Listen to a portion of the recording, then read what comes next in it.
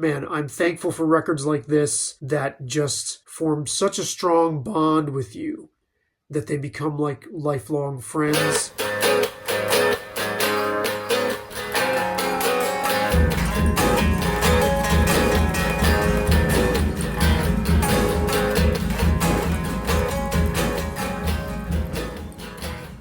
August 21st, 1990, two albums were released that I have not often seen mentioned in the same breath. I'm talking about Jane's Addiction's Ritual de la Habitual and Persistence of Time by Anthrax. Both of these albums are hugely significant to me personally. They arrived 7 days before I left for college. I was 17 years old. There's so much to say about both these records. Persistence of Time is Anthrax's fifth album. It is one of their darkest albums. I would say one of their two darkest albums, and certainly their most morbid. Every single song on that album, every single track actually, not even just the tunes with lyrics, deals with mortality and death in some way, shape, or form. 1990/91, I would consider the apotheosis of the entire thrash metal genre. Little did we know at the time that all of these bands were about to go in a more straight-ahead rock direction. But at the time, this music seemed like an unstoppable force, like it was just going to keep evolving and growing and getting like higher and higher and higher in terms of what it could become. I think this album, among others released around the same time, represents that. And of course, Ritual de la Habitual, as far as I'm concerned, is probably the most significant quote-unquote alternative era release ever.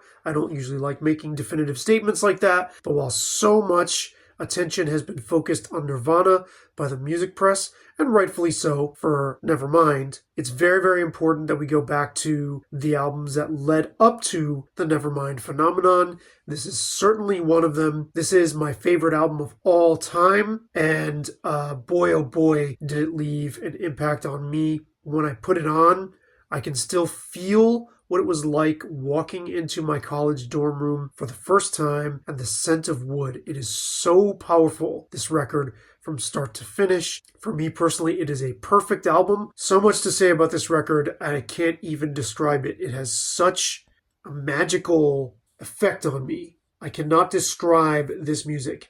And this is what I've done for a living for a long time. I can never find the words. There's a lavishness to it that I find absolutely wonderful. This is a band that is like the quintessential case of magical chemistry between the four original members. Nobody in this band is replaceable. There's an alchemy here. There's a spirituality here. There's a deep, deep, deep emotionalism.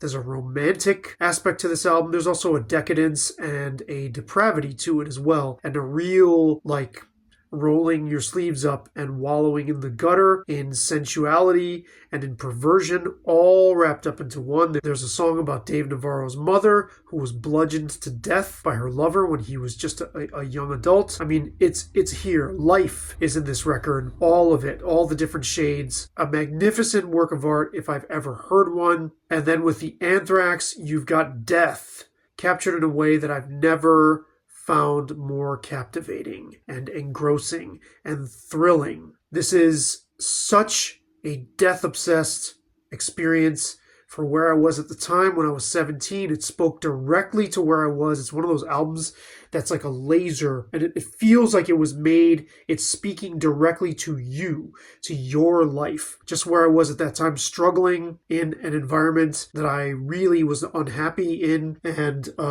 having lots of trouble, lots of fear, lots of apprehension, lots of obsession in my own teenage mind with my own mortality, my own vulnerability. And this was the perfect, I mean perfect antidote for that. It's like, instead of taking me away from those fears, I could immerse myself in them so much. It's so potent.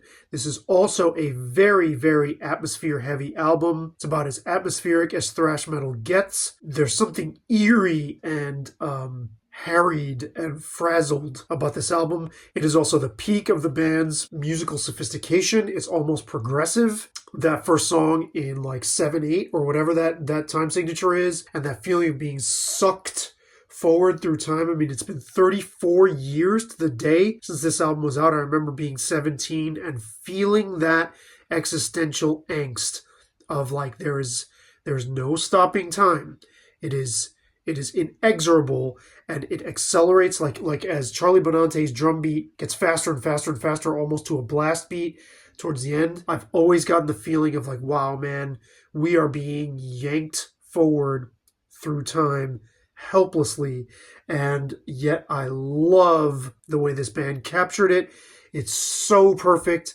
Man, those first 3 songs alone, they're like close to 7 minutes a piece. You've got 21 minutes taken up by 3 songs. Dark, epic, really, really, really on edge, this album. Really tense. Just a gorgeous, like, speed fest. The band sounds as sleek as it ever has in its career, but maybe barring Among the Living, right? But like, that's more aggressive. This is more sleek. This is more mature. This is more adult. Like, fuck, like, what am I doing with my life? There's a lot of there's a lot of dread here, and there's a lot of adult, like, coming to terms with life. It's not the youthful, unbridled energy of Among the Living, like we're conquering the world. There's a real sense of disillusionment that permeates this record that I think is just absolutely fucking fantastic. I think Dan Spitz's guitar leads are, I mean, he's one of my favorite lead players ever. I just adore his leads, what he brings to the songs, that rhythm machine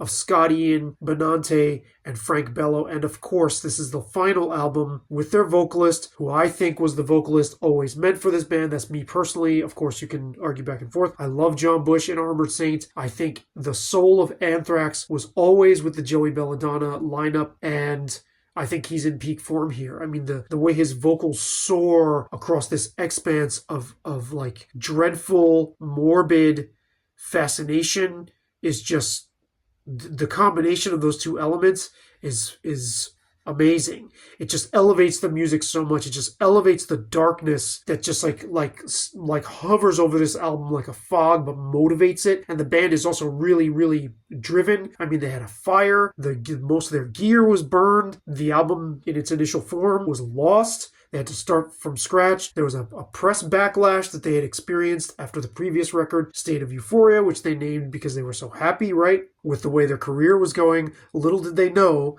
they were soon about to hit a brick wall, not immediately on the next record, right?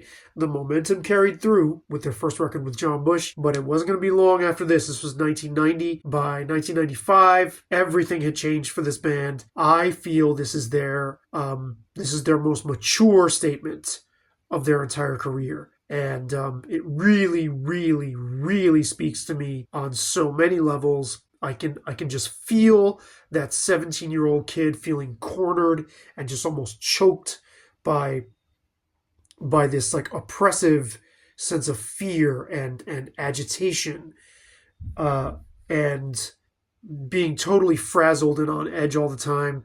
I couldn't have asked for a better medicine. I feel this album in my blood, in my bones, in my spirit so much. It's like pumps through my veins when I listen to it. I'm like, wow, yes, yes, yes, yes. Thrash metal at its finest, in my opinion. But yeah, these albums for me work as a pair. They were born on the same day. They are fraternal twins. They certainly don't have much in common. They are both totally distinct in their own way. The atmosphere of both of these records is so thick you could cut them both with a knife, and I just got so absorbed in them. Man, I'm thankful for records like this that just form such a strong bond with you that they become like lifelong friends. Another year goes by. It's August 21st right now as I record this. I'd be curious to hear from you. What do you think of these albums? What do they mean to you? What are the records that mean so much to you that your life would not be the same without them and you couldn't imagine your life without them? That's how much of an impact they've had on you in defining your existence. Let me know in the comments.